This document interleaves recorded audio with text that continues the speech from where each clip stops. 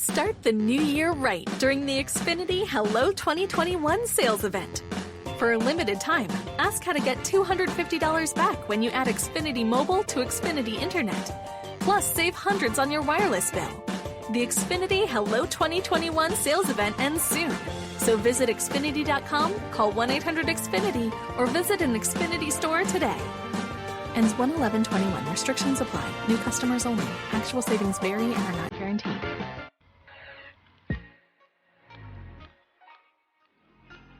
Welcome to the Oh Hell No podcast, where I, Keisha Nicole, delivers a daily dose of passion, purpose, and struggle by interviewing people who are living their best life doing what they love. Here on this podcast, every Oh Hell No moment serves a purpose. Now let's get started with the show.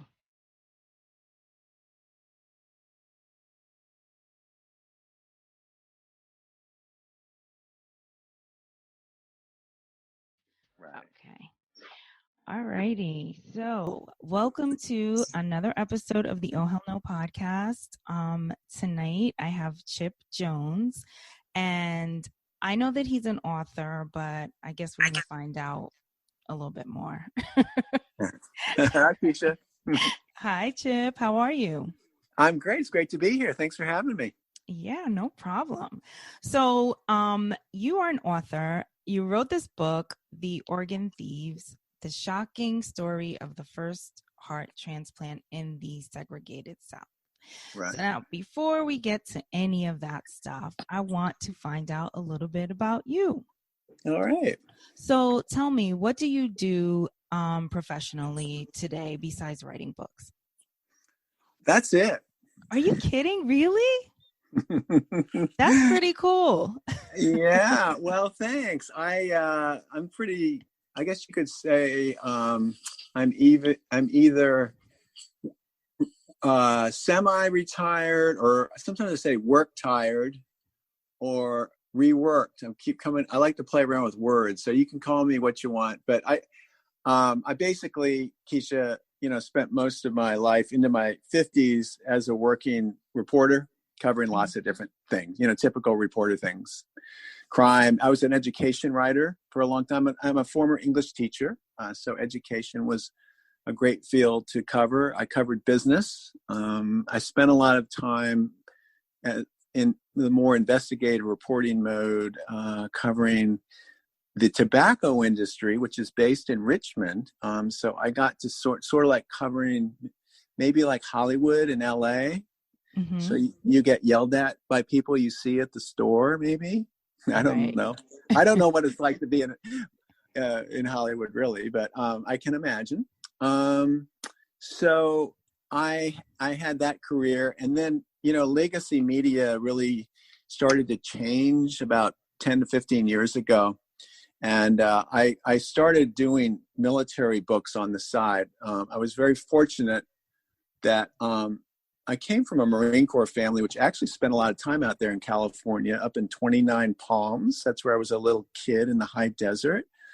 And I wrote 3 books about the Marine Corps on the side as I was a reporter. And when things started to go downhill in the newspaper industry, I just realized I needed to do something different. So I wound up with a second career as a communications director for a medical society here in Richmond. And that really led me to the subject of this book, The Organ Thieves. Wow, that is so interesting. What a crazy path. Well, we all have our, I think everyone's path is crazy in its own way, right? So absolutely, yeah. We try to bring sanity to the craziness. Yeah, but it's interesting that writing was always, right there. Like no matter where you went or what you were doing, somehow you were writing all the time, or yes. So well, before that, I played basketball. So when I got kicked off the basketball team, I really quit a second before I was kicked off when I was in high school, and I was too rebellious. My dad was in Vietnam, and this and that had happened. I had a wonderful English teacher. Her name was Mrs. McConaughey, outside of DC, where I went. And they had a great English program, Keisha. I mean, we had different units every 6 weeks. And she was like, she had come down from New York. So I'm reading, and this is back a long time ago, but a lot of amazing things happening then. It reminds me a lot now of the activism happening on the streets now.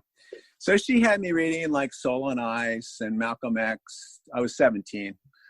Black Like Me, Native Son, a lot of Black literature I never would have read as a white suburban kid. And it was like pouring gasoline on a fire for me. And other, like beat writers and like Jack Kerouac and, all that stuff. I love English teachers that freak out seniors, because that's what I traded basketball for literature and then writing. Wow. That was my path. What was it about those books and those stories that lit a fire in you, or tell us? Well, I mean, it was just so, how I was fortunate growing up around DC in a real diverse area, so I had a lot of friends who were Black, and, we would go into DC a lot, and there was a lot of, this is like around the time of Woodstock too. So there's a lot of countercultural stuff. It was just like, there was another world out there, it wasn't like, boring stuff on TV or just the coaches I had who were so straight and didn't like me. They all said I had an attitude problem. Catch-22. Now there's another very dangerous book for a rebellious 17-year-old. So those types of books, plus my dad was in the military at the time, and he was the head of the Marine Corps in the Pacific during the Vietnam War. So we had very, different attitudes about what was going on. And thankfully he was a very loving father. So we still spoke, but it was a very, there had been riots in DC a couple of years before, after Martin Luther King was assassinated. So it was a very interesting and strange time. Right. Okay. So that's my past. Yeah. Well, the past shapes the future. So that's right. Talk about it. So, your career in communications at this medical facility, so tell us what your day-to-day was there and how you found your way snooping around into this stuff. That's right. I'm a snoop. A good journalist, all good reporters, Keisha, no matter what they tell you, are snoops at heart. Because if you're not snooping, you're not writing. Right. So yeah, I had a regular kind of day job, which was promoting some terrific people, very large, rich medical academy, the oldest one in Virginia, and they still do a lot of good work, like free healthcare. They set up a specialty care, end of life programs. I really like doing things where I get out in the community more, like a reporter would. That's what I miss from being a reporter. So in the thick of doing that, I would do news for them. I do weekly newsletters. And in doing that, it's kind of dangerous when you're a non-physician, because when you're a journalist, you think you can master just about every topic. Probably a lot of reporters would deny that, but I think that's kind of under the surface of every reporter, especially when you've done it for a while. You think you can write about just about anything. And oh my God, I read everything on sleep. If you need any free advice on sleep medicine, I got it, because we had a sleep medicine society. And so I would do that all the time. And this story came to my attention, the story of a first heart transplant in Virginia, historic transplant in 1968, came to my attention in that way. I was talking to someone, saying, hey, do you know about this story, these two surgeons? And they were helping the guy that won the heart transplant race, whose name was Christian Barnard, from South Africa. He studied with these guys and took their techniques back to South Africa. And he became like a rock star, Christian Barnard. People, you're too young to know it now, but I always say he was like, Anthony Fauci meets Bill Gates. I mean, he was superstar. Mm-hmm. He had won a race to implant the first heart that was compared to the race to put the man on the moon. Wow. And that's a lot of my book is about. It starts out like the story of Bruce Tucker, who suffered such an injustice, and that the book focuses on as a Black man having his heart taken from him without any consent nor his family's. That's what the book gets into. But my research started initially in the race, the heart transplant race. And it wasn't until I started really digging into how they did it here that I learned that it was a different story. So once you found this information, how did the book come to you? Like, was it like, okay, you got a little taste of this and you're like, oh, this is really interesting. Let me continue to do my research. And then you did more research and then you just decided to write a book? Or what really made you feel like you needed to put this information in a book and get it out there? Sure. Well, first of all, the process of putting together any book, you reach a tipping point where you need to write a proposal. And in order to get a proposal into the publishing houses in New York City, you have to have an agent. And I was very fortunate through a friend I used to work with to get a very top level agent in New York. His name is Peter McGuigan. He represents Trevor Noah, as a matter of fact, and has some other very, very large clients way above my league. And Peter helped me to develop a proposal that he could take to the publishing houses. Now, the thing that pushed me across the line where I knew that I was ready to write a book proposal was in early 2017. After many letters and phone calls, I managed to get a key interview with a man whose name is L. Douglas Wilder, and he was the first Black American governor ever to be elected in the United States, and he was very famous back here in Virginia. And as a young attorney, he had represented the family of the Tuckers, who had been so mistreated by the hospital here. So once Doug Wilder agreed to give his first interview, he told me in 45 years, he didn't really like talking about this case. It's very painful to him. Then I knew that I had the basis for something truly historic. And he gave me kind of a roadmap in that interview to go and work to find other sources, which I spent the next 3 years developing and then writing the book. Wow. So, so tell us a little bit about, the first transplant and how someone could have a heart transplant and not even give consent or realize that that's what they're getting. Right.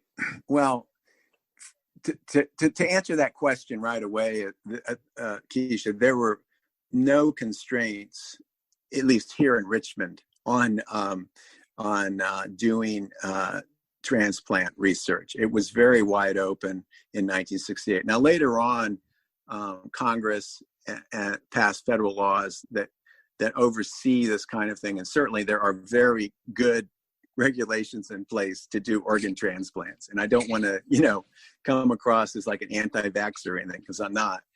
But at the time, the surgeons at the Medical College of Virginia, which is now called Virginia Commonwealth University Health, VCU Health, they were looking for a donor, and they've been looking for a donor for some time, especially since Barnard had done his transplant in late 67. This is about 6 months later.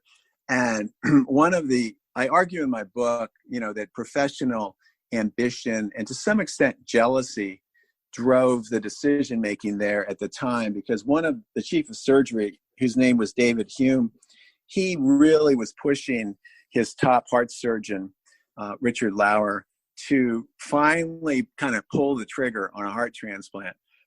So what happened was, on the evening of May 24th, 1968, this factory worker, Bruce Tucker, had a misfortune of suffering a head injury. He was just sitting around, drinking with some friends, and he hit his head, and he was rushed over to the emergency room at the medical college, and his vital signs were stable, but he lapsed into a coma. And less than 24 hours later, the doctors were taking him off life support and removing his beating heart and putting it into the chest of an ailing white businessman. And the doubly tragic thing was, at that time, Bruce's brother, William, worked nearby. He owned a shoe repair business, and he was frantically calling the hospital looking for his brother. So that the taking of Bruce's heart and his kidneys at the same time while they were at it was done without any prior consent or with the knowledge of the Tucker family. And this wound up leading to the first lawsuit that was ever filed for wrongful death in a heart transplant case. So there were many, many different firsts here, first lawsuit, first transplant in Virginia. But the way I wrote the book was very much from the point of view of this individual, Bruce, who's was just not treated like a human being. Right. Now you hear about stories today of people harvesting body parts or things like that. Like I read stuff like that every once in a while. I see these stories. Right. Do you think that that's real? Like that's really happening today? Well, this is outside the scope of my research, Keisha. So I'm always as a reporter who sticks to the facts. I sort of stay away, but not to dodge your question. I don't think there's any question, for example, that the reports out of China where I recently read a letter to the editors in the Washington Post about it, about the Christian group there that's on the outs with the government, that they've been used. It wouldn't surprise me, sadly, to hear that the Uyghurs had that happen to them. I don't know that for a fact, but I do know that there's legitimate reporting about it, and I know that that's gone on over the years. And sadly, in some parts of the world, it's a way for people who are desperate. I read something from the 90s, for example, about a Somali man who had gone to Cairo, and there was a big market at that time for kidneys. And you had sort of people flying into Cairo to get a kidney, and these poor people, Somalis and probably other people from around Africa, were being ripped off. So I hope that helps answer it. I don't know that from my firsthand research, but I would give credibility to a lot of the legitimate reporting about it. Right. Like it's probably not made up, but we just can't really prove it one way or the other. I would be surprised to see that happening in the United States right now with all the strictures and without, there was, as I said, there were some earlier in the 1900s, some restrictions at different places around the country, but in general, it was wide open. I always say it was the Wild West of medical research, but it certainly was in Richmond, because if you read the book, you'll see a lot of really strange experiments that they were doing with animals, and they're trying to save lives. Let's not forget that. But, my main thesis of my book of the organ thieves is, you can debate clinically whether Bruce Tucker would have lived much longer with a head injury like he had that they couldn't do much for. But what's irrefutable, undeniable, is that he was treated unethically, and his family was, and they're still suffering pain and grief from it. And his case actually is a textbook example used in a book from Georgetown University that I got that's about the ethics of transplantation. It's actually called Transplantation Ethics. And there's a whole chapter on Bruce Tucker. And I didn't even know that till after I did most of my research. I was glad to see that. And they were saying this is like textbook how not to treat people. And part of it was like that afternoon that they pronounced him brain dead, which wasn't even allowed at the time. It wasn't part of the state law. And it led to a state law in Virginia, by the way. But there was no definition of brain death on the books. They would never do that today, where you just took one brain scan, an EEG, and then said, okay, he's dead. We can take his heart out, And the other thing, Keisha, if people who read my book will see that there was a 24-hour waiting period that was required by law here in Virginia, and the doctors and the medical examiner just circumvented it because they didn't want to lose the viability of that beating heart. Right. Oh my gosh, that's so I know it's a horror crazy. story on some levels. It really, and it's sad. And I hate to talk about it. I don't want to freak people out, but it has sparked a lot of positive conversations, within the medical community across the country, because it shows how recently huge mistakes were made around research, right? So here we are with COVID-19. Well, how do we make sure that these suspicions that still exist in the Black community, and I've been told this by many, many people, not just here in Richmond, around the country, these suspicions that linger from the past, they have to be overcome during this COVID crisis, because like recently there was a guy who was quoted here in Richmond in the Washington Post talking about his supervisor said, don't go get tested for COVID because there's no telling what they'll do to you. And he brought up the Tuskegee syphilis experiments, where these men were allowed to suffer from syphilis rather than be treated for 4 decades.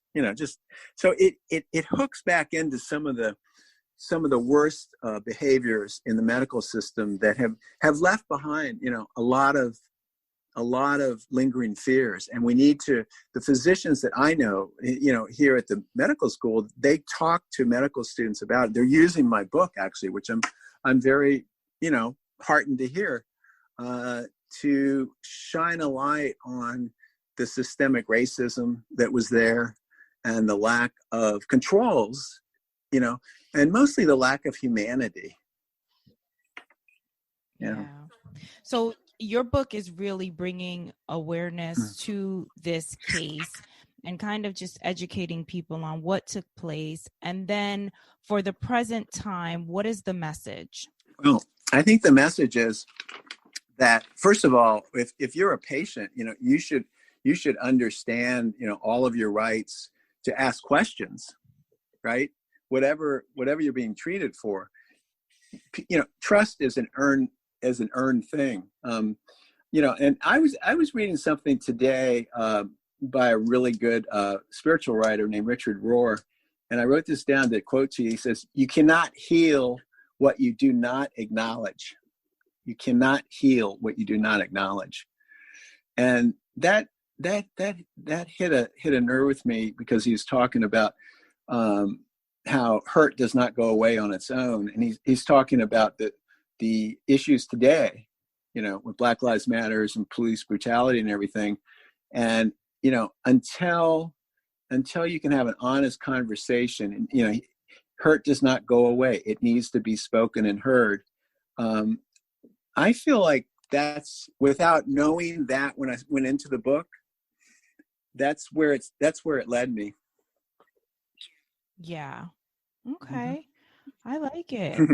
I did an episode where I talked about health proxies and how important it is to make sure you put the right person in charge of making decisions for you when you fall ill, because you don't want someone making these life-changing decisions who don't really have your best interest at heart. So, and that could happen with a family member or a spouse or, a brother, sister, whatever. Absolutely. So, yeah, I think what you're saying about ask questions as a patient, get informed as just an everyday person living and breathing, make sure what's happening around you and what has happened, so that, you're aware. Yeah, I totally agree. And just to add to that, Keisha, I actually, in my prior life here at the Richmond Academy of Medicine, we started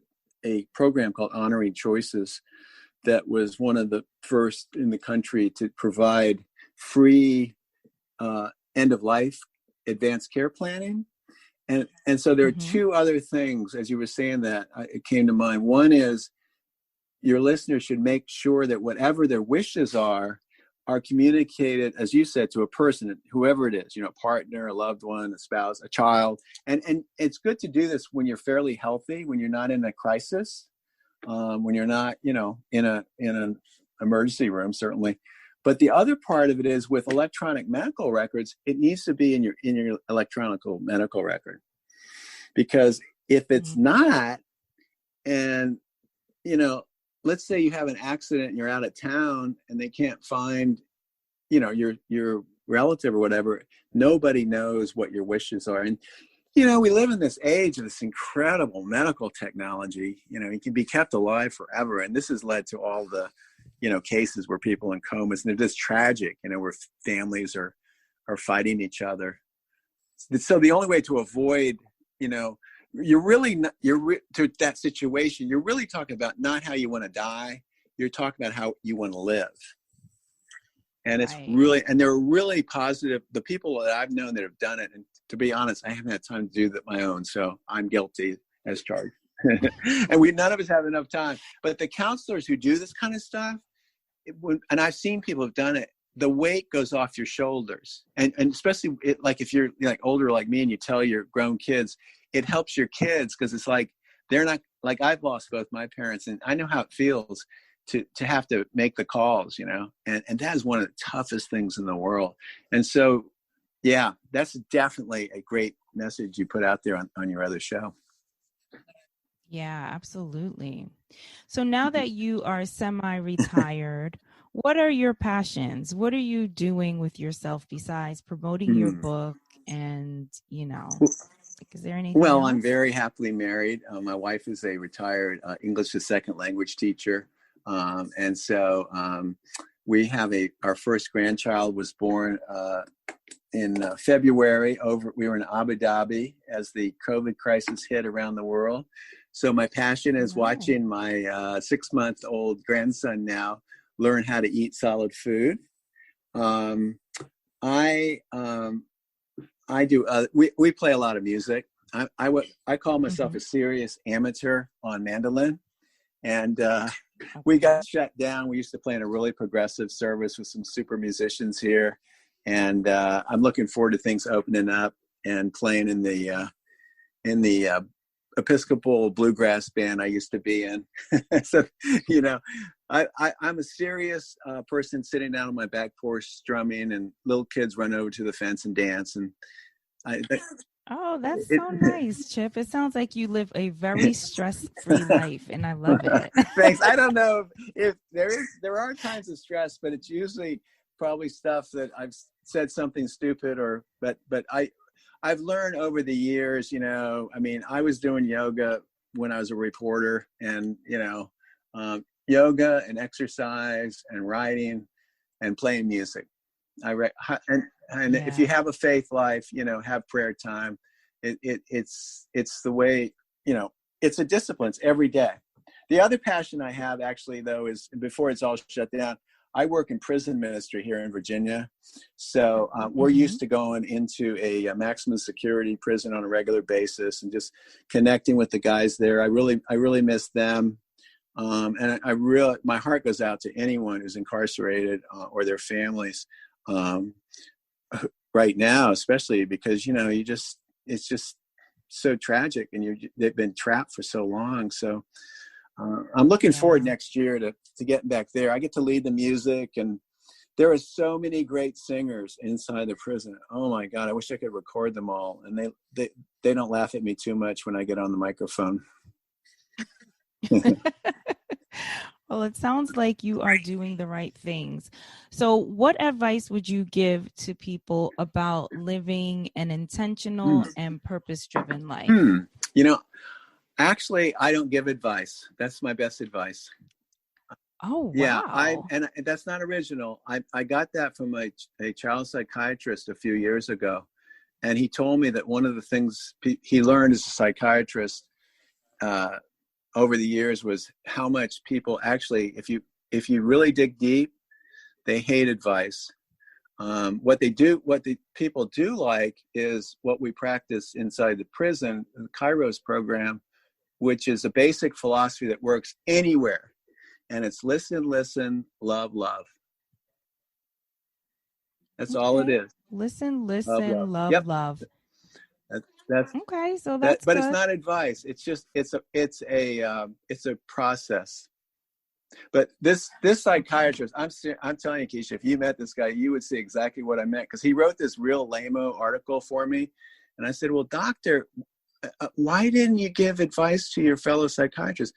Well, because you're going to ask me the questions, and then I can answer your questions, and then I'll say what I really want to say, because nobody wants to hear me preach, basically.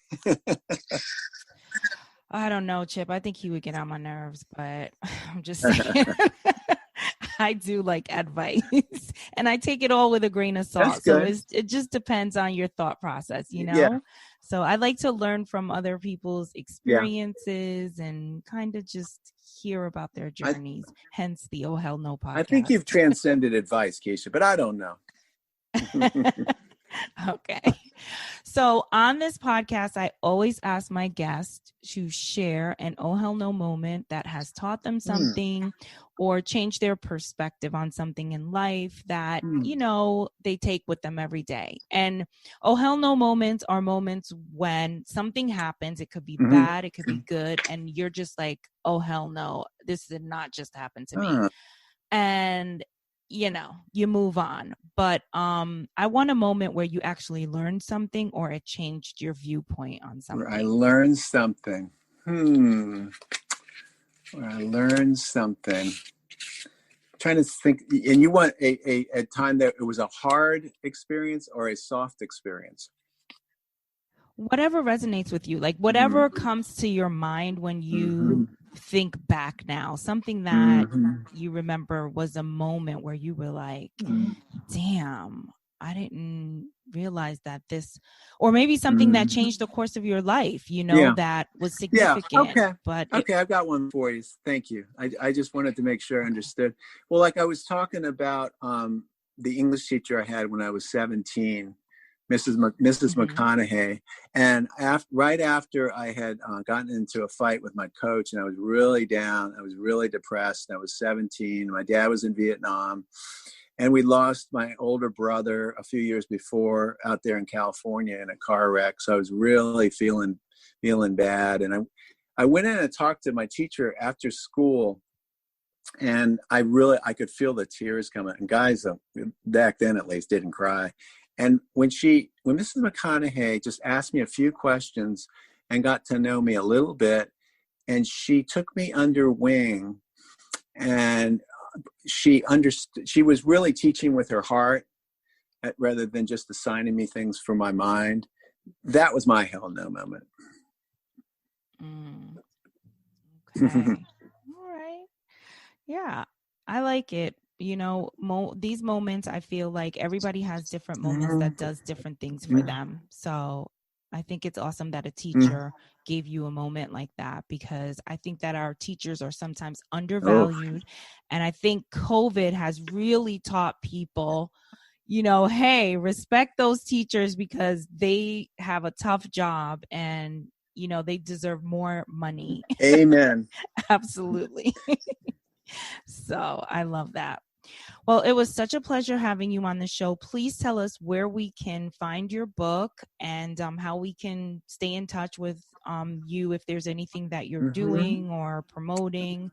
We want to know where we can find that. Well, you can go online to chipjonesbooks.com, all one word, plural books, chipjonesbooks.com, which gives updates, and people can email me there and get my newsletter. And my book is available at all the normal websites. And I always encourage people to go to indiebound.org, which is the Indie Book, a national nonprofit for independent booksellers, because they've been promoting my book here in Richmond at Chop Suey Books. You can order signed copies there, by the way. If you just Google Chop Suey Books Richmond, there's signed books, and they'll ship them to you.